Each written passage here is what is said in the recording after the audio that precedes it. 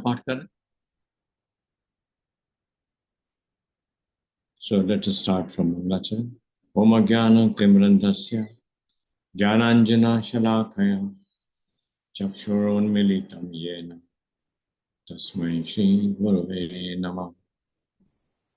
Namo Vishnupadaya Krishna Pristhaya Bhutale Srimate Bhakti Vedanta Swaminiti Namine Namaste Saraswate Deve Gauravani Pracharine Nirvishesha Shunyavadi Paschatya Desha Tarine Jai Shri Krishna Chaitanya Prabhu Nityananda Shri Advaita Gadadhar Sivasana Gaura Bhakta Vrinda He Krishna Karuna Sindhu Dinabandhu Jagatpate Gopesh Gopika Kanta Radha Kanta Namostate Tapta Kanchan Gaurangi Radhe Vrindavaneshwari Vishvanu Sute Devi Pranamami Hare Priya Vancha Kalptarubhyascha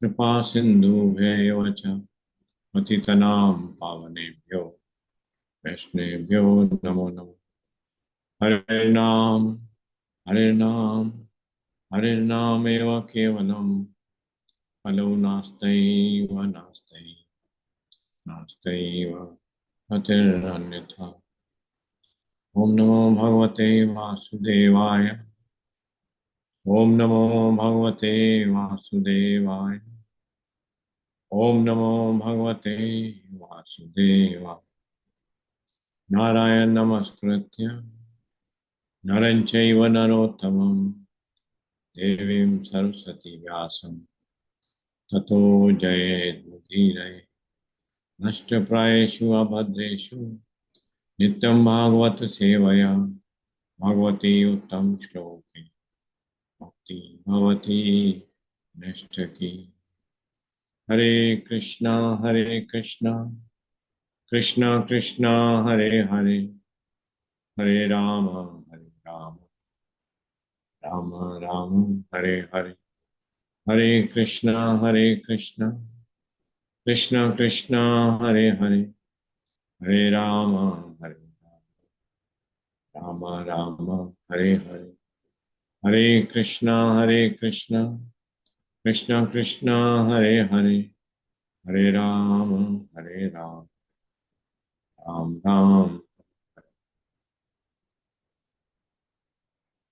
लीला पुरुषोत्तम भगवान श्री कृष्ण की जय। हरिनाम संकीर्तन की जय। श्री प्रभुपाद की जय। हरे कृष्ण हरे कृष्ण। प्रभु जी हरे कृष्णा। प्रभु दंड प्रणाम। प्रभु जी एक बार फिर से आप सबका स्वागत।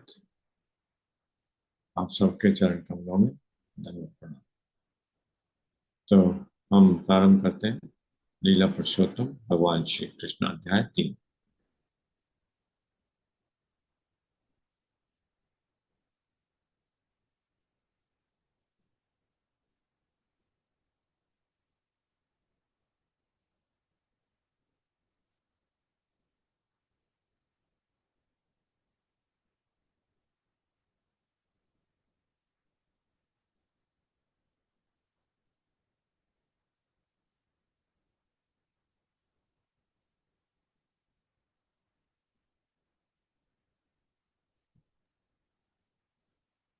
प्रभु जी मोहित प्रभु समरी करने वाले थे। हाँ मोहित प्रभु पढ़िए आप समरी।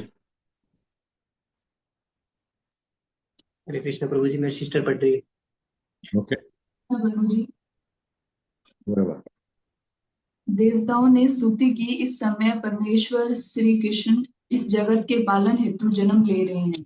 प्रकृति के तीनों गुणों से भ्रमित हो जाने के कारण अल्पज्ञानी व्यक्ति समझते हैं कि जगत विभिन्न कारणों से प्रकट हो रहा है, परंतु कारण एक ही है, श्री कृष्ण। आपके शाश्वत स्वरूप को समझ पाना दुष्कर है। आपका ये शाश्वत रूप भक्तों के दिव्य आनंद को बढ़ाता रहता है, लेकिन अभक्तों के लिए यह घातक है। कोई किसी भी समय श्री भगवान के चरण कमलों का ध्यान करके भौतिक अज्ञान के महान सागर को पार कर सकता है, और शुद्ध भक्त सागर को पार करते समय भगवान की चरण कमलों रूपी नाव को अपने साथ नहीं ले जाते हैं। जब कोई इस नाव के पास जाता है तो भौतिक अज्ञान का सारा सागर सिमट कर गोपद में समा जाता है। अतः भक्तों को दूसरी ओर जाने के लिए नाव की आवश्यकता ही नहीं पड़ती है, वे तुरंत समुद्र को पार कर जाते हैं। निर्विशेषवादी श्री भगवान के चरण कमलों को नहीं मानते। उनके ध्यान का विषय निराकार होता है। देवताओं का यह पक्का निर्णय है कि वे अज्ञान के सागर को पार नहीं कर पाते तथा संसार के बद्ध जीवन में पुनः आ गिरते हैं। श्री भगवान की भक्ति के बिना किसी को सकाम कर्मों के बंधन से मुक्ति प्राप्त नहीं हो सकती। निर्विशेषवादी सोचते हैं कि श्री कृष्ण जब इस शरीर में आते हैं तो वो भौतिक शरीर धारण करते हैं और इस प्रकार वे श्री कृष्ण के दिव्य शरीर की उपेक्षा कर देते हैं। ब्रह्म साक्षात्कार कर लेने के बाद भी भगवान की भक्ति किए बिना कोई भी आध्यात्मिक जगत को प्राप्त नहीं हो सकता है। श्री भगवान का शाश्वत स्वरूप सदैव तरुण है। आपका रंग श्याम बादल जैसा है और आपका सौंदर्य कामदेव के कोमल शरीर से कई गुना अधिक आकर्षक है। श्री भगवान संबंधी दिव्य ज्ञान, जिसे विज्ञानम कहते हैं, गुरु परंपरा की अवरुही विधि से स्वीकार किया जाता है। श्री भगवान परम है, अतः उनके नाम तथा वास्तविक रूप में कोई अंतर नहीं। अल्पज्ञानी लोग श्री कृष्ण की दिव्य लीलाओं के अध्ययन, श्रवण तथा स्मरण मात्र से ही क्रमशः शुद्ध भक्त के पद को प्राप्त होते हैं। भगवान के अवतरित होने का मुख्य कारण अपने भक्तों से आनंद मिलन है, अभक्तों का विनाश नहीं। अभक्तों प्रकृति की एक ठोकर मात्र से नष्ट हो जाते हैं। अध्याय 3, भगवान श्री कृष्ण का जन्म। श्री भगवान के अवतार लेने का समय आया तो सभी नक्षत्रगण अत्यंत शुभ हो गए और सभी दिशाओं में शांति और संपन्नता का वातावरण था। श्री कृष्ण का जन्म अष्टमी को हुआ। यद्यपि उस रात्रि को चंद्रमा अधूरा था, परंतु चंद्रवंश में जन्म लेने के कारण चंद्रमा अत्यधिक प्रसन्न था, अतः श्री भगवान की कृपा से वह पूर्ण चंद्रमा के रूप में प्रकट हुआ। वसुदेव के समक्ष उपस्थित भगवान के बालक रूपी अवतार का वर्णन। भगवान के जन्म के उपलक्ष्य में वसुदेव दानोत्सव बनाना चाह रहे थे, अतः उन्होंने मन ही मन ब्राह्मणों को हजारों गायें दान दी। वसुदेव भगवान की स्तुति करते हुए कहते हैं कि भगवान माता देवकी के गर्भ में उसी तरह अवतरित हुए हैं जैसे वह अपने महाविष्णु और उनके विस्तार के माध्यम से हर प्राणी के हृदय अणु में प्रविष्ट हो गए। भौतिक गुण भगवान को आच्छादित नहीं कर सकते। हरे कृष्ण। Very good. कौन कह रहे हैं ये? कौन गा रहे कह रहे हैं? ये स्तुति कौन कर रहे हैं? तुम बताएं। ये क्या क्या पढ़ रहा है? वसुदेव कर रहे हैं प्रभु जी। वसुदेव वसुदेव स्तुति कर रहे हैं भगवान की। कहाँ प्रकट हुए हैं भगवान अभी? लॉकअप में, जेल में। हाँ, कारागृह में और कारागृह में तो हुए हैं। कारागृह में कौन है? कौन है कारागृह में? देवकी माता और वसुदेव जी। पहले भगवान कहाँ पे प्रकट होते हैं? भक्तों के हृदय में। वसुदेव माता के गर्भ में। वसुदेव के वसुदेव के मन मन से मन में पहले प्रकट होते हैं। पहले वासुदेव के मन में प्रकट होते हैं और फिर उसके बाद देवकी के मन में आते हैं, फिर उनकी वसुदेव हृदय में। वसुदेव हृदय। ध्यान रखिए। तो हम कौन सा ये पढ़ दिया जिस कमरे में नवजात शिशु उत्पन्न हुआ हाँ था? प्रभु जी, आगे है। यहीं से पढ़ेंगे ना? नहीं प्रभु जी, आगे। इससे आगे है? यस प्रभु। ओके। आप शुक्लम कहलाते हैं प्रभु जी, इस पैरा से रीड कर। अच्छा, ओके। हाँ ठीक है, बहुत ही शक्ति आपको आच्छादित नहीं कर सकते।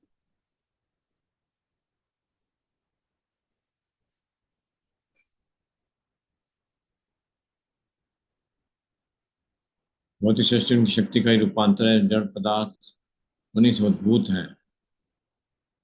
अतः कृष्ण अवतार जो उन्होंने भगवान के प्रकट तथा अप्रकट होने के समस्त दोषपूर्ण निष्कर्षों को ध्वस्त कर दिया। हे स्वामी, आपका अवतार स्थित तथा तिरोधान, ये हो गया था क्या? आपका अवतार यस प्रभु जी, इसके जस्ट नेक्स्ट वाला पैरा पढ़ना है। हाँ ठीक है, ये मतलब यहाँ तक इनमें से कोई कार्यकलाप आप पर प्रभाव नहीं डालता, ठीक है। आप शुक्लम कहलाते हैं, यहाँ से पढ़ेंगे। चलिए, कौन यस पढ़ेगा? प्रभु जी, मैं रीड कर। माता जी इसके 3 पैराग्राफ और आगे है माता जी। लास्ट क्वेश्चन उसमें लिया हुआ है, उपस्थित होगा, अस्त्र शस्त्र लेकर उपस्थित होगा, मैंने मार्किंग किया है। तो माता जी मैंने तो मार्किंग ही कर रखा था, प्रभु जी ने जहां तक रीड करा था। अच्छा ठीक है, फिर मैंने एक एक्स्ट्रा क्वेश्चन डाल दिया। ठीक है, हरे कृष्ण। चलिए पढ़िए। पढ़े? मैं रीड कर रही हूँ माता जी। ठीक है। आप शुक्लम कहलाते हैं। शुक्लम अर्थात धवल परम सत्य का प्रतीकात्मक निरूपण है, क्योंकि भौतिक गुणों से यह अप्रभावित रहता है। ब्रह्मा जी रक्त अथवा लाल कहलाते हैं, क्योंकि सृजन के लिए वह रजोगुण का प्रतिनिधित्व करते हैं। तमस भगवान शिव जी को सुपुर्द किया, क्योंकि वे संपूर्ण सृष्टि का संहार करते हैं। इस दृश्य जगत का सृजन, संहार तथा पालन आपकी शक्तियों द्वारा संपन्न होता है, तो भी आप इन गुणों से अप्रभावित रहते हैं, जैसा कि वेदों द्वारा पुष्ट किया गया है। हरि ही निर्गुण है साक्षात। श्री भगवान सदैव ही समस्त भौतिक गुणों से मुक्त होते हैं। यह भी कहा जाता है कि परमेश्वर में रजो तथा तमो गुण का अभाव रहता है। हे प्रभु, आप परम नियंता श्री भगवान तथा इस दृश्य जगत की व्यवस्था को बनाए रखने वाले हैं। आप परम नियंता होते हुए भी कृपा करके मेरे घर में अवतरित हुए हैं। आपके अवतार का कारण संसार के उन आसुरी शासकों के अनुयायियों का वध करना है, जो राजकुमारों के वेश में रहते हुए वस्तुतः असुर है। मुझे विश्वास है कि आप उन सबों को उनके अनुयायियों तथा सैनिकों समेत मार डालेंगे। मुझे विदित है कि आप दुष्ट कंस तथा उसके अनुयायियों का वध करने के लिए अवतरित हुए हैं, किंतु यह जानकर कि आप उसे तथा उसके अनुयायियों का वध करने के लिए अवतरित होंगे, उसने आपके कई अग्रजों को मार डाला है। अब वह केवल आपके जन्म की प्रतीक्षा में है। जैसे ही वह इसे सुनेगा, वह आपको मारने के लिए सभी प्रकार के अस्त्र शस्त्र लेकर उपस्थित होगा। वसुदेव की इस प्रार्थना के बाद श्री कृष्ण की माता देवकी ने प्रार्थना की। वे अपने भाई के अत्याचारों से अत्यंत भयभीत थी। देवकी ने कहा, हे प्रभु, वैदिक साहित्य में आपके अनेक शाश्वत अवतारों का मूल अवतारों के तौर पर वर्णन हुआ है, यथा नारायण, राम, हयग्रीव, वराह, नरसिंह, वामन, बलदेव तथा विष्णु से उद्भूत ऐसे लाखों अवतार। आप मूल अवतार हैं, क्योंकि आपके अवतारों के सभी रूप इस भौतिक सृष्टि से बाहर है। आपका स्वरूप इस दृश्य जगत की उत्पत्ति के पहले से उपस्थित था। आपके स्वरूप शाश्वत तथा सर्वव्यापी है। वे स्व तेजोमय, अपरिवर्तनीय तथा भौतिक गुणों से अकलुषित है। ऐसे शाश्वत रूप सॉरी नित्य ज्ञान में तथा आनंदमय है। वे सभी दिव्य सात्विकता से पूर्ण तथा विभिन्न लीलाओं में सदैव निरत रहने वाले हैं। आपका कोई एक ही विशेष रूप नहीं होता। ऐसे अनेक दिव्य रूप स्वतंत्र हैं। मैं जानती हूँ कि आप परमेश्वर विष्णु हैं। लाखों वर्षों बाद जब ब्रह्मा के जीवन का अंत होता है, तो दृश्य जगत का विलय हो जाता है। उस समय पृथ्वी, जल, अग्नि, वायु तथा आकाश, ये 5 तत्व महतत्व में प्रवेश कर जाते हैं। यह महतत्व पुनः कालवश अप्रकट समग्र भौतिक शक्ति में प्रवेश करता है। समग्र भौतिक शक्ति प्रधान में और प्रधान आप में प्रवेश करता है। अतः संपूर्ण दृश्य जगत के संहार के पश्चात केवल आपका दिव्य नाम, रूप, गुण तथा सात सामान ही शेष रह जाता है। हे प्रभु, मैं आपको नमस्कार करती हूँ, क्योंकि आप अव्यक्त समग्र शक्ति के निदेशक और भौतिक प्रकृति के परम आधार हैं। हे स्वामी, सारा दृश्य जगत वर्ष के अंत से इति तक कालाधीन है। सभी आपके निर्देशन में कार्य करते हैं। आप हर वस्तु के मूल निदेशक तथा समस्त प्रबल शक्तियों के आगार हैं। समस्त जीवात्मा लगातार एक शरीर से दूसरे और एक ग्रह से दूसरे ग्रह में स्थानांतरण करते रहते हैं, फिर भी वह जीवन और मृत्यु के क्रम से मुक्त नहीं हो पाते। किंतु उनमें से जो आपके चरण कमलों की शरण ग्रहण करता है, वह दुर्जय मृत्यु के आक्रमण की चिंता से मुक्त हो जाता है। देवकी के इस कथन की पुष्टि स्वयं श्री भगवान ने श्रीमद् भगवद गीता में की है। उसके अनुसार श्री भगवान कहते हैं कि ब्रह्मलोक से पाताल लोक तक के सारे ब्रह्मांडों में कोई भी जन्म, मृत्यु, रोग और वृद्धावस्था से मुक्त नहीं हो सकता। किंतु श्री भगवान कहते हैं, जो मेरे लोक में प्रवेश करता है, उसे फिर कभी भौतिक जगत में नहीं आना पड़ता। अतः आपसे मेरी प्रार्थना है कि आप मुझे उग्रसेन के पुत्र कंस के क्रूर हाथों से बचाइए। कृपा करके मुझे इस भयावह स्थिति से उबारें, क्योंकि आप अपने सेवकों की रक्षा करने के लिए सदैव उद्यत रहते हैं। श्री भगवान ने इस कथन की पुष्टि श्रीमद् भगवद गीता में अर्जुन को आश्वस्त करते हुए की है, तुम संसार को बता दो कि मेरा भक्त कभी नष्ट नहीं होता। I think you can stop. Thank you.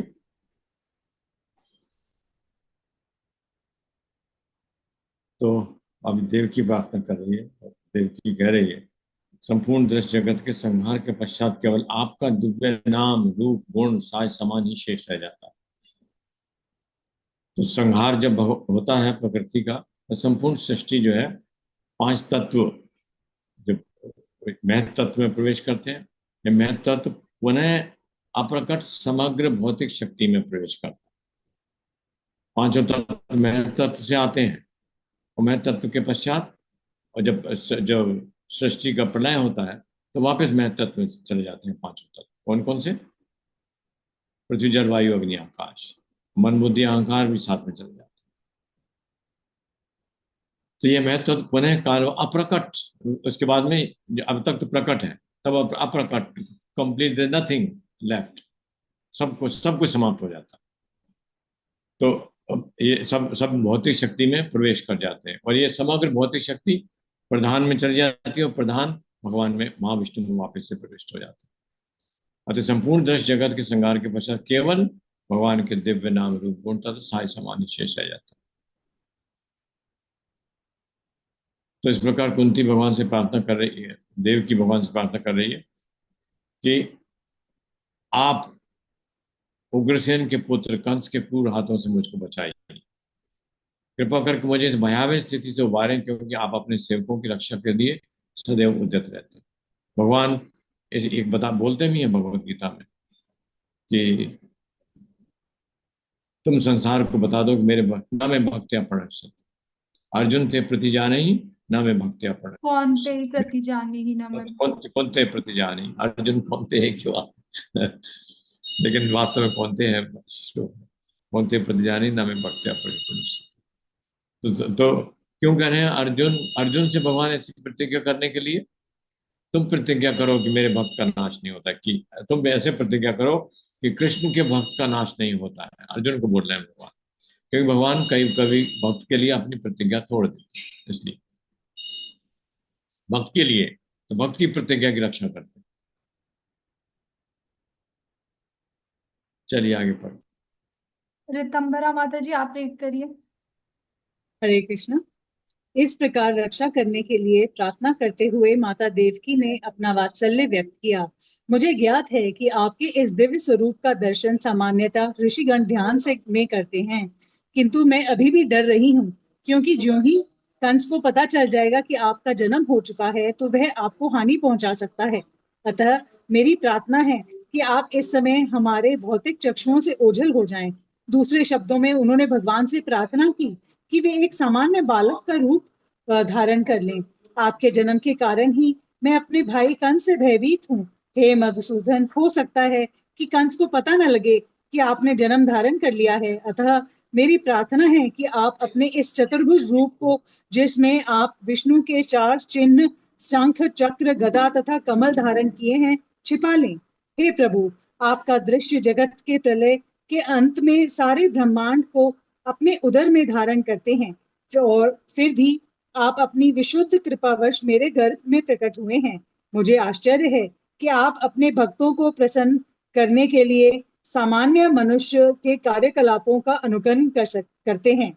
Devaki की प्रार्थना सुनकर भगवान ने उत्तर दिया, हे माता, स्वयंभू मनु के कल्प में मेरे पिता वसुदेव एक प्रजापति के रूप में थे, जिसका नाम सुतपा था, और आप उनकी पत्नी प्रशिन थी।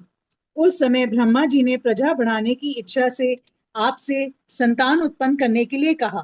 आपने अपनी इंद्रियों को वश में करते हुए कठोर तपस्या की। योग्य पद्धति में प्राणायाम का अभ्यास करते हुए आप पति पत्नी दोनों ने वर्षा, वायु, कड़कती धूप जैसे भौतिक नियमों के सारे प्रभावों को सहन किया। आपने समस्त धार्मिक नियमों का भी पालन किया। इस प्रकार आपका हृदय निर्मल हो गया और भौतिक नियम के प्रभावों पर भी नियंत्रण प्राप्त हो गया। तपस्या करते हुए आप वृक्षों के नीचे भूमि पर गिरी हुई पत्तियां मात्र का आहार करती रहीं। तब स्थिर मन तथा इंद्रिय निग्रह द्वारा आपने मुझसे अद्भुत वर प्राप्त करने के लिए मेरी पूजा की। आप दोनों ने देवताओं की गणना के अनुसार 12,000 वर्षों तक कठोर तपस्या की। उस अवधि में आपका मन मुझ में ही लीन रहा। जब आप भक्ति कर रही थी और अपने मन में निरंतर मेरा ध्यान कर रही थी, तब मैं आपसे अत्यधिक प्रसन्न हुआ। हे निष्पाप माता, अतः आपका अंतःकरण नित्य ही विशुद्ध है। उस समय भी मैं आपके समक्ष इसी रूप में आपकी इच्छा पूर्ति के लिए प्रकट हुआ था और आपसे मनवांछित वर मांगने के लिए कहा था। उस समय आपने चाहा था कि मैं आपके पुत्र रूप में जन्म लूं। यद्यपि आपने मेरा साक्षात दर्शन किया था, तथापि आपने मेरी माया के प्रभाव के कारण व्यापक भव बंधन से पूर्ण मुक्ति न मांगकर मुझे अपने पुत्र के रूप में मांगा था। दूसरे शब्दों में, भगवान ने प्रकट होने के लिए इस जगत में प्रशिन तथा सुत्पा को माता पिता के रूप में चुना। जब भी भगवान मनुष्य रूप में अवतरित होते हैं, उन्हें माता पिता की आवश्यकता होती है। फलतः उन्होंने प्रशिन तथा सुत्पा को शाश्वत माता पिता के रूप में चुना। इसलिए प्रशिन और तथा सुत्पा दोनों ही मुक्ति की याचना न कर सके। मुक्ति उतनी महत्वपूर्ण नहीं होती जितनी कि भगवान की दिव्य प्रेमा भक्ति होती है। भगवान चाहते तो प्रश्न और सुत्पा को तुरंत मुक्ति प्रदान कर सकते थे, किंतु अपने विभिन्न अवतारों के लिए उन्हें इसी भौतिक जगत में बनाए रखना श्रेयस्कर समझा। जैसा कि आगे वर्णन किया जाएगा, भगवान से उनके माता पिता बनने का वर प्राप्त करके प्रश्न तथा सुत्पा दोनों अपनी तपस्या छोड़कर घर चले आए और पति पत्नी के रूप में रहने लगे, जिससे वे साक्षात परमेश्वर को पुत्र रूप में उत्पन्न कर सकें। कालक्रम से प्रश्न गर्भवती हुई और एक शिशु को जन्म दिया। भगवान ने वसुदेव तथा देवकी से कहा, उस समय मेरा नाम प्रश्निग्रभ था। अगले कल्प में आपने अदिति तथा कश्यप के रूप में जन्म लिया। तब मैं उपेंद्र नाम से आपका पुत्र बना। उस समय मेरा स्वरूप एक बौने जैसा था, जिससे मैं वामन देव के नाम से विख्यात हुआ। मैंने आपको वर दिया था कि मैं 3 बार आपके पुत्र रूप में जन्म धारण करूंगा। पहली बार मैं प्रशिन तथा सुत्पा से जन्म लेकर प्रश्निग्रभ कहलाया। दूसरी बार मैं अदिति तथा कश्यप से जन्म लेकर उपेंद्र कहलाया, और अब तीसरी बार मैं देवकी तथा वसुदेव से कृष्ण नाम से उत्पन्न हुआ हूँ। मैं इस विष्णु रूप में इसलिए अवतरित हुआ हूँ कि आपको विश्वास दिला सकूं कि उसी श्री भगवान ने पुनः जन्म धारण किया है। मैं चाहता तो एक सामान्य शिशु के रूप में प्रकट हो सकता था, किंतु तब आपको विश्वास न होता कि आपके गर्भ से मुझ भगवान ने ही जन्म लिया है। हे मेरे माता पिता, इस तरह आपने कई बार अत्यंत लाड प्यार से अपने पुत्र के रूप में मुझे पाला पोसा है। अतः मैं अत्यधिक प्रसन्न हूँ और आपका अत्यंत कृतज्ञ हूँ। मैं विश्वास दिलाता हूँ कि इस बार आप अपने उद्देश्य को पूरा करके भगवत धाम को वापस जाएंगे। मैं मानता हूँ कि आप मेरे लिए चिंतित हैं और तन से भयभीत हैं।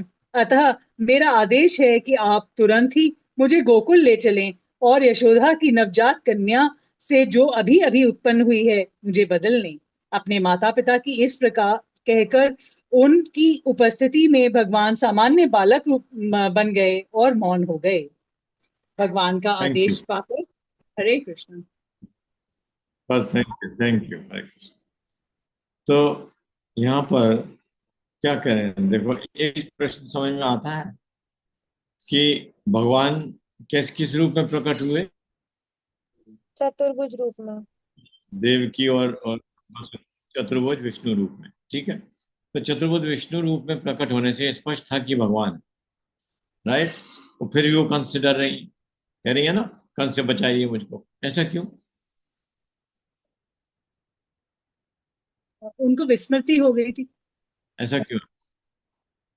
नहीं, विस्मृति नहीं हुई, क्योंकि अत्यधिक प्रेम से anxiety, they they do not want कि भगवान उनका अब जो बच्चा बेटा उनके आए हैं वो किसी भी तरीके से उन पर कोई किसी कष्ट हो। वो जानती हैं कि भगवान रक्षा करें, लेकिन ये जो योग माया अभी तो बुला नहीं रही है, क्योंकि भगवान उनको साक्षात दर्शन देना चाहते। भगवान बता रहे हैं खुद ही कि मैं आपको ये वचन दिया था कि मैं 3 बार आपके आपसे पुत्र रूप में प्रकट होऊंगा। ये तो इसलिए उन्होंने पहले चतुर्भुज रूप में उनको दर्शन दिए, उन्हें बता दिया कि पहले सबसे पहले किस किस रूप में आए थे? सुतपा और प्रश्नी। प्रश्न गर्भ बन के। सुतपा और प्रश्नी। तो सुतपा और प्रश्नी को जब ब्रह्मा जी ने कहा तुम उत्पत्ति कर, संतान उत्पत्ति करिए, और तो उन्होंने तपस्या की 12,000 देवताओं के वर्ष तक, और उनके तपस्या करने के बाद में भगवान जो है उनसे वर मांगने, उन्होंने उसके बाद वासुदेव की पूजा की, भगवान की पूजा की, और उसके बाद वर मांगने के लिए कहा तो उन्होंने पुत्र रूप में चाहा उन्होंने।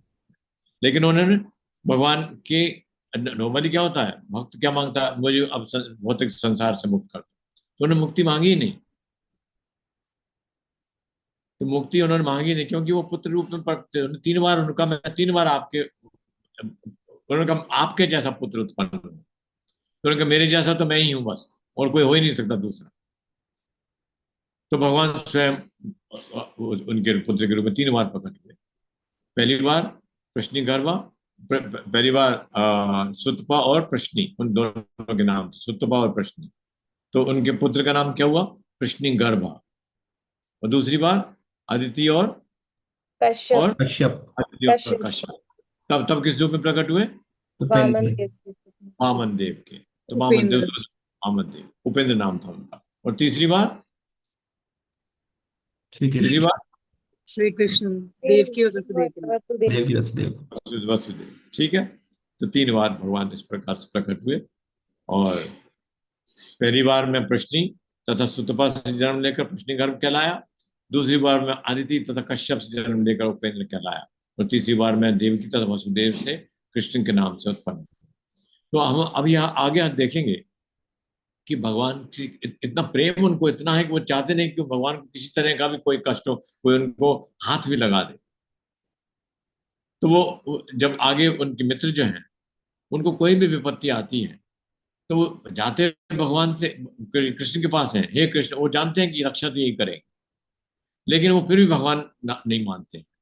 वो कहते हैं तो हमारा मित्र ही, लेकिन इस मित्र में पता नहीं ऐसी कोई क्या खासियत है जो कि हर हर मुसीबत से, हर संकट से हमारी रक्षा कर सकता है।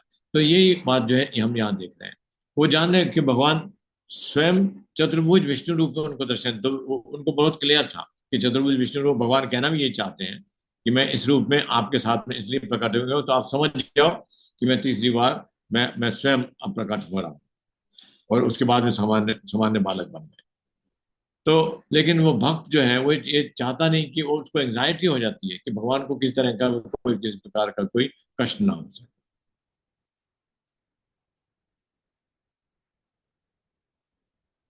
जैसे भगवान को खाने की कमी नहीं है।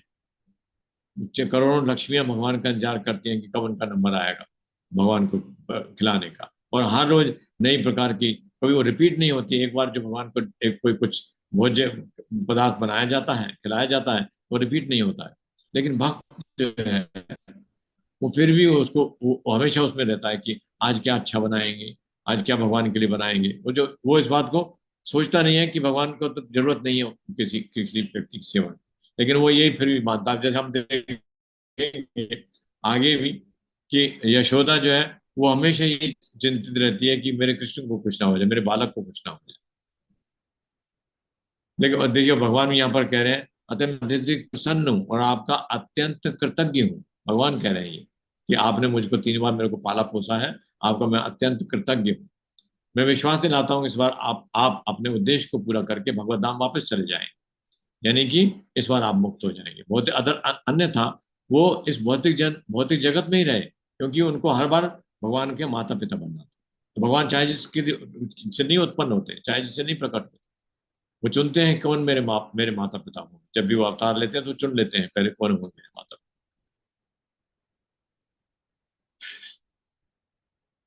तो इस प्रकार भगवान उनको आदेश देते हैं कि अपने पिता माता को इस प्रकार कहकर, हाँ, मुझे गोकुल ले चले, और यशोदा की जो नवजात कन्या जो अभी अभी उत्पन्न हुई है उससे मुझको बदल लीजिए। तो अपने माता पिता को इस प्रकार कहकर उनकी उपस्थिति में भगवान सामान्य बालक बन गए और मौन हो गए। चलिए आगे बढ़े। ब्रिजेश प्रभु आप रीड करिए। हरे कृष्णा ब्रिजेश प्रभु। हरे कृष्णा माता जी। बढ़िए। हरे कृष्णा, दंडवत प्रणाम। हरे कृष्ण प्रभु जी। भगवान का आदेश पाकर वसुदेव अपने पुत्र को प्रसूति गृह से बाहर ले जाने के लिए तैयार हो गए। ठीक उसी समय नंद तथा यशोदा के एक कन्या उत्पन्न हुई थी। वह योग माया थी, अर्थात वह भगवान की अंतरंगा शक्ति थी। इस योग माया के प्रभाव से कंस के महल के सारे निवासी और विशेष रूप से द्वारपाल गहरी नींद में सो गए और लो श्रृंखलाओं से बंद महल के सारे दरवाजे खुल गए। रात अत्यंत अत्यंत अंधेरी थी, किंतु जो ही वसुदेव कृष्ण को अपनी गोद में लेकर बाहर निकले तो उन्हें सब कुछ दिखने लगा, मानो सूर्य का प्रकाश हो। चैतन्य चरितामृत में कहा गया है कि कृष्ण सूर्य प्रकाश के तुल्य है, और जहां भी कृष्ण रहते हैं वहां अंधकार रूपी माया नहीं रह सकती। जब कृष्ण को वसुदेव ले जा रहे थे तब रात्रि का अंधकार दूर हो गया, कारागार के सारे द्वार स्वतः खुल गए, साथ ही आकाश में गंभीर गर्जना हुई और भीषण वृष्टि होने लगी। जब वसुदेव इस वर्षा में अपने पुत्र को ले जा रहे थे तो भगवान शेष ने नाग का रूप धारण करके वसुदेव के सिर के ऊपर अपने फन फैला दिए, जिससे वृष्टि से उन्हें बाधा न पहुंचे। वसुदेव यमुना के तट पर आए तो देखा कि यमुना के जल में गरजती लहरें उठ रही है और सारा पाट फेनिल हो उठा है। इतने पर भी यमुना ने वसुदेव को नदी को पार करने के लिए मार्ग दे दिया। ठीक उसी प्रकार जिस प्रकार सेतुबंध के समय हिंद महासागर ने भगवान रामचंद्र को रास्ता दे दिया था, इस प्रकार वसुदेव ने यमुना पार की। उस पार वे नंद महाराज के गोकुल स्थित निवास स्थान में गए, जहां उन्होंने देखा कि सारे ग्वाले गहरी नींद में सोए हुए थे। इस अवसर का लाभ उठाकर वे यशोदा के घर में चुपके से घुस गए और बिना किसी कठिनाई के अपने पुत्र को रखकर बदले में यशोदा की नवजात पुत्री को उठा लाए। इस प्रकार चुपके से घर में घुसकर लड़के को लड़की से बदल लेने के बाद वे पुनः कंस के कारागार में लौट आए और पुत्री को देवकी की गोद में रख दिया। उन्होंने पुनः हथकड़ी बेड़ियां पहन ली, जिससे कंस को यह पता न चल पाए कि इतनी सारी घटनाएं घट चुकी है। माता यशोदा समझती थी कि उनके एक शिशु उत्पन्न हुआ है, किंतु प्रसव पीड़ा से थक जाने के कारण वे प्रगाढ़ निद्रा में थी। जब वे जागी तो उन्हें याद न रहा कि उनके पुत्र हुआ या पुत्री। इस प्रकार लीला पुरुषोत्तम भगवान श्री कृष्ण के अंतर्गत भगवान कृष्ण का जन्म नामक तीसरे अध्याय का भक्ति वेदांत तात्पर्य पूर्ण हुआ। आगे पढ़ो प्रभु जी। Thank you.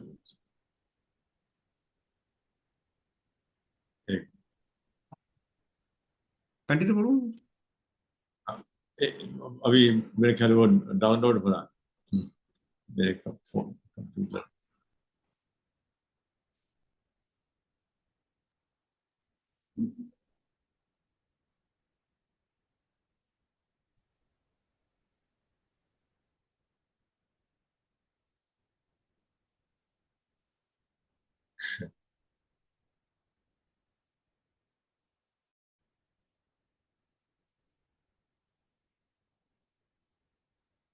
चलिए, I think you can read from the book. Book है आपके पास में? बुक से पढ़ना है ना? प्रभु जी वो You क्रिएशन reading? चार्ट समझा दो। शार्ट उसका टाइम लगेगा और अच्छी प्रकार से समझाना। ठीक है प्रभु। सो है ना, उसको फिर अपन फिर आधा घंटा चाहिए उसके लिए मिनिमम।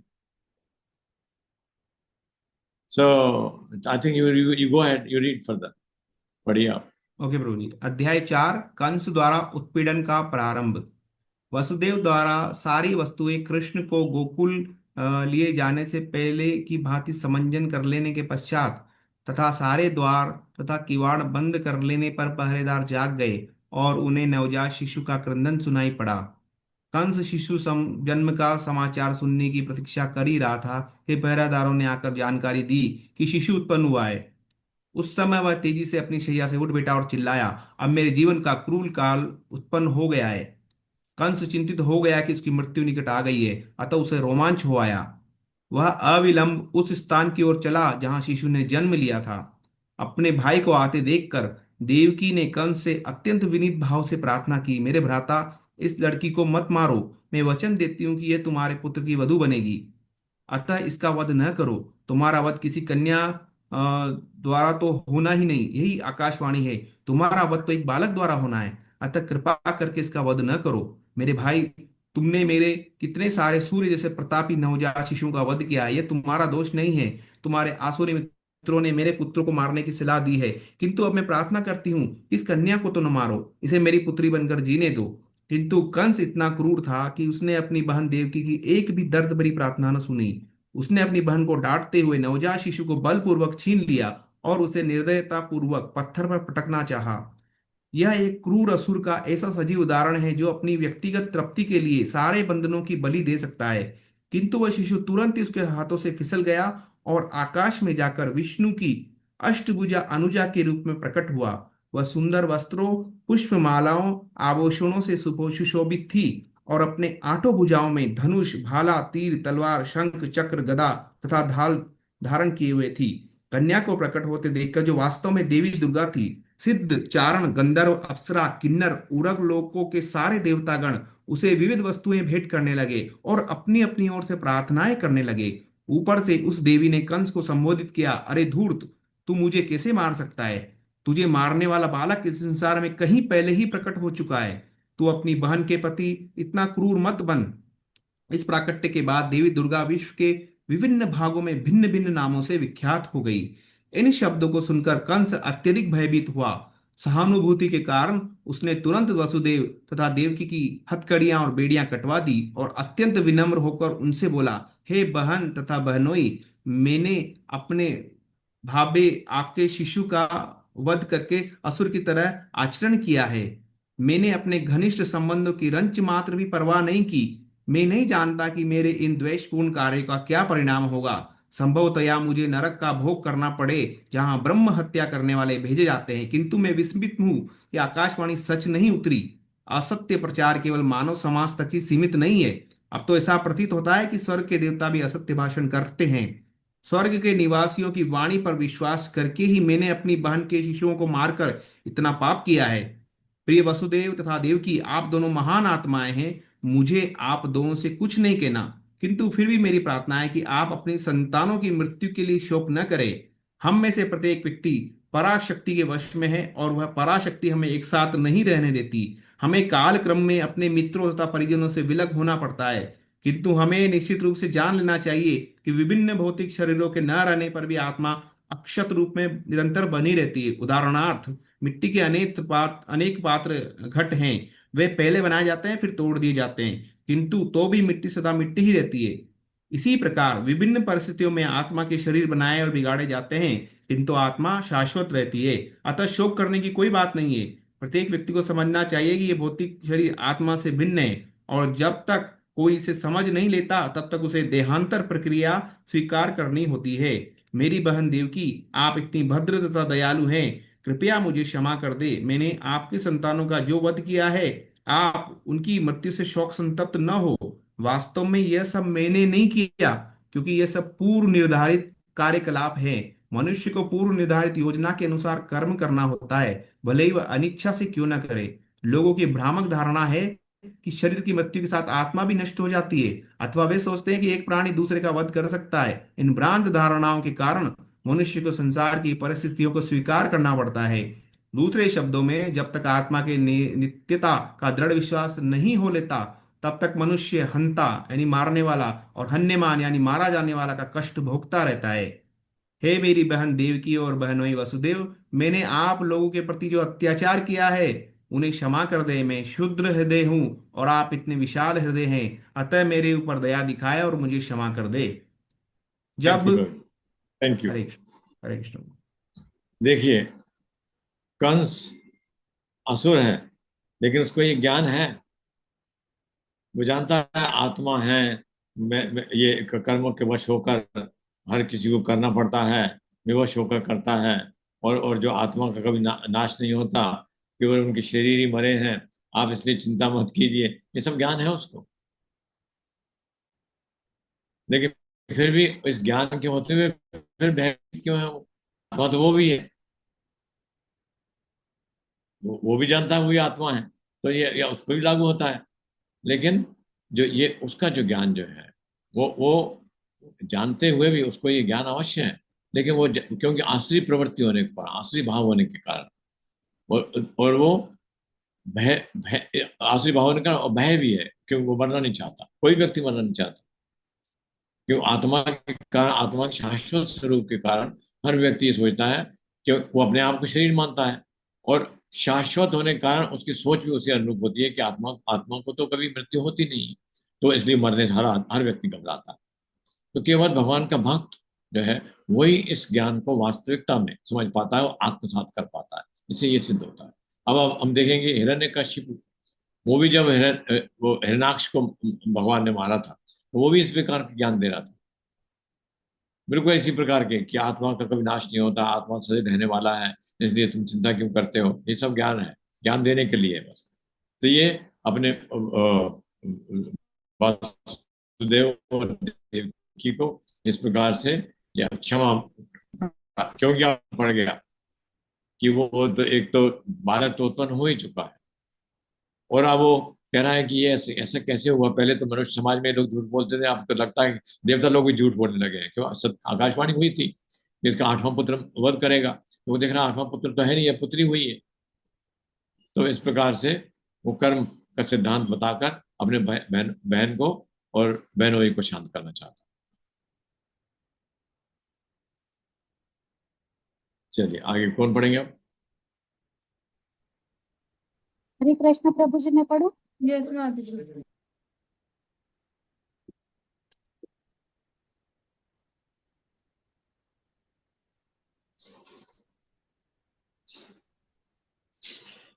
जब इसका पहले वाला पैराग्राफ है प्रभु जी। जब कंस इस प्रकार कंस इस प्रकार अपनी बहन तथा बहनों से बातें कर रहा था, तो उसकी आंखों से आंसुओं की धारा बहने लगी और वह उनके चरणों पर गिर पड़ा।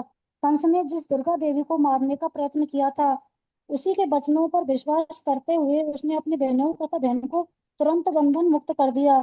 उसने स्वयं उनकी हथकड़ियां खोल दी और उनके प्रति परिवार के एक सदस्य की भांति वह सहानुभूति दिखाने लगा। जब देवकी ने अपने भाई को इस तरह पश्चाताप करते देखा, तो वे शांत हो गईं और अपनी संतानों के प्रति किए गए सारे अत्याचारों को भूल गई। वासुदेव भी विगत घटनाओं को विस्मरण करते हुए अपने साले से हंसकर बोले, हे भाग्यशाली साले, तुम भौतिक शरीर तथा आत्मा के विषय में जो कुछ कह रहे हो वह बिल्कुल ठीक है। प्रत्येक जीवात्मा जन्म से अज्ञानी है और वह अपने आप को भौतिक शरीर समझ बैठता है। यह जीवात्म बुद्धि अज्ञान जनित है और इसी अज्ञानता के आधार पर हम शत्रुता या मित्रता पैदा करते हैं। शोक, हर्ष, भय, ईर्ष्या, लोभ, मोह तथा उन्माद हमारी देहात्म बुद्धि के विभिन्न पक्ष हैं। इस प्रकार से प्रभावित मनुष्य भौतिक देह के कारण ही शत्रुता में प्रवृत्त होता है। ऐसे कार्यों में लग जाने के कारण हम श्री भगवान से अपना शाश्वत संबंध भूल जाते हैं। वसुदेव ने कंस की उदारता का लाभ उठाकर उसे बताया कि उसके नास्तिक कार्यकलाप भी, जैसा कि भौतिक शरीर से खुद समझ लेना, इसी देहात्म बुद्धि से जन्म है। जब वसुदेव ने कंस को इस प्रकार ज्ञानप्रद बातें की, तो वह अत्यधिक प्रसन्न हुआ और इससे अपने भांजों को मारने की अपराध भावना कुछ कम हुई। अपनी बहन देवकी तथा बहनों वसुदेव से आज्ञा लेकर वह शांत चित्त अपने घर लौट आया। किंतु दूसरे ही दिन कंस ने सारे मंत्रियों को बुलाकर उनसे विगत रात्रि में जो कुछ घटा था कह सुनाया। कंस के सारे मंत्री असुर थे और थे देवताओं के परम शत्रु। अतः वे अपने स्वामी से रात्रि की घटनाओं को सुनकर उदास से हो गए। अधिक अनुभवी या विद्वान होने पर भी वे कंस को इस तरह सलाह देने लगे, श्रीमन, हमें चाहिए कि सारे नगरों, कस्बों, गांवों तथा गोचरों में विगत 10 दिनों में जितने बालक उत्पन्न हुए हों, उन सबको मार दिए जाने का प्रबंध करें। हमें चाहिए कि इस योजना को बिना किसी भेदभाव के कार्यान्वित करें। हमारा विचार है कि यदि हम ये कुकृत्य अत्याचार करेंगे तो फिर देवताओं को हमारे विरुद्ध कुछ भी करने का साहस नहीं हो सकेगा। वे हमसे युद्ध करने से सदैव डरते हैं और यदि वे हमारे कार्यों को रोकना भी चाहेंगे तो भी हम उनसे ऐसा करने का साहस नहीं जुटा पाएंगे। आपके धनुष की अपार शक्ति से वे भयभीत हो रहते हैं। निसंदेह हमें इसका अनुभव है कि जब जब युद्ध के लिए सन्नद्ध होकर आपने उन पर बाणों की वर्षा की है, तब तब वे अपने प्राणों की रक्षा करने के लिए चारों दिशाओं में भागे भागे भागे फिरे हैं। अनेक देवता आपसे युद्ध करने में असमर्थ रहे हैं। उन्होंने तुरंत ही अपनी पगड़ी उतारकर तथा अपने बालों की ग्रंथियां खोलकर आपकी शरण ग्रहण की है और हाथ जोड़कर अपने प्राणों की भिक्षा मांगते हुए कहा है, हे स्वामी, हम आपके पराक्रम से भयभीत हैं। आप हमें इस घातक युद्ध से उबारिए। हमने कई बार यह भी देखा है कि जब कभी शत्रु अत्यंत भयभीत हो जाते हैं, उनके धनुष, वाहन तथा रथ विनष्ट हो चुके होते हैं और वे अपने सैनिक कौशल को भूलकर लड़ने में असमर्थ हो जाते, तो आप ऐसे शरणागत शत्रुओं का वध नहीं करते थे। अतः वस्तुतः हमें इन देवताओं से भयभीत नहीं होना चाहिए। इन लोगों को शांति काल में युद्ध भूमि से बाहर रहकर महान योद्धा होने का अत्यंत गर्व है, किंतु वास्तव में वे युद्ध भूमि में कोई कौशल या सैन्य शक्ति प्रदर्शित नहीं कर सकते। यद्यपि इंद्र समेत भगवान विष्णु, शिव जी तथा ब्रह्मा जी इनकी सहायता के लिए सदैव उद्यत रहते, किंतु हमें उनसे डरने का कोई कारण नहीं है। जहाँ तक भगवान विष्णु का प्रश्न है, तो वे तो पहले ही जन जन के हृदयों में अंतर्हित हो चुके हैं और वे बाहर नहीं आ सकते। और शिव जी ने तो अपने सारे कार्यकलापों का परित्याग कर रखा है, वे पहले ही वनवासी हो चुके हैं। और भगवान ब्रह्मा हमेशा विभिन्न प्रकार की तपस्या और ध्यान में लगे हुए हैं। इंद्र तो आपकी शक्ति के समक्ष तिनके जैसा है, अतः हमें इन देवताओं से डरने की कोई बात नहीं है। किंतु हमें असावधान भी नहीं रहना, क्योंकि देवता हमारे कट्टर शत्रु हैं। हमें अपनी रक्षा करने के लिए सावधान रहना चाहिए। उनको समूल नष्ट करने के लिए हमें आपकी सेवा करनी चाहिए और आपकी आज्ञा के पालन के लिए सदैव सन्नद्ध रहना चाहिए। असुरों ने thank you castor. Hare Krishna Prabhu. Hare Krishna, thank you. तो यहाँ वहां से उनके अपनी बहनोई से बात करके वापस जाता है, अपने असुर मंत्रियों को बुलाता है और वो उसको फिर से यही सलाह देते हैं कि जितने बालक उत्पन्न हुए हैं पिछले 10 दिनों में, हम उनको सबको मार डालना चाहिए। और फिर वो कहता है कि हमारा देवता हमारा कुछ नहीं बिगाड़ सकते, आपने देवताओं को कई बार परास्त किया है और ब्रह्मा विष्णु भी उनकी कोई सहायता नहीं कर सकते। तो उनको मालूम है, ज्ञान है, लेकिन आसुरी भाव है, भाव फेवरेबल नहीं, आसुरी भाव। आसुरी भाव होने के कारण से वो हमेशा द्वेषता रखते हैं भगवान के प्रति। तो आगे हम कल पढ़ेंगे, अभी हम प्रश्न उत्तर करते हैं। स्टॉप।